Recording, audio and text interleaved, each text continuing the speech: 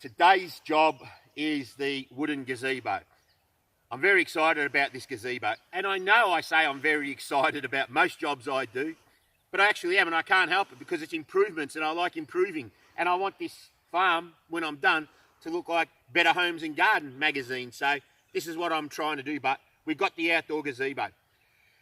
This has been on site for a couple of weeks now. I was waiting until one of the young blokes come over from Melbourne, and we got one of our sons here today.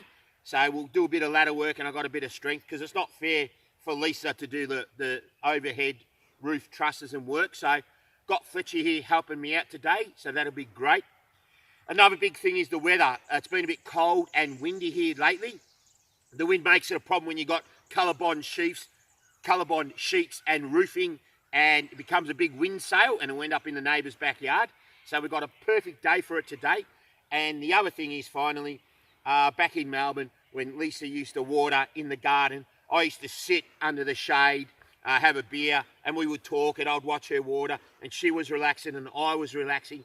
And now we've got this gazebo, and it's 3.5 metres by 3.5 metres. So as Lisa's orchard has upgraded, so has the gazebo. So yeah, it's a good job. It's going to not add value, it's going to add prettiness to the block. And now finally, after a year, we can start to add the prettiness and the touches. And I've got a little table and chair there which will go into it, and I've got a fire pit which is going to come down to it. And of course, like most things, this is the start of the project. I might end up putting some like handrails and there'll be a bench for me beers and stuff. But yeah, happy to be doing this today. This will be a good job. It's a flat pack thing. So what I do now, and Lisa's going to set it up.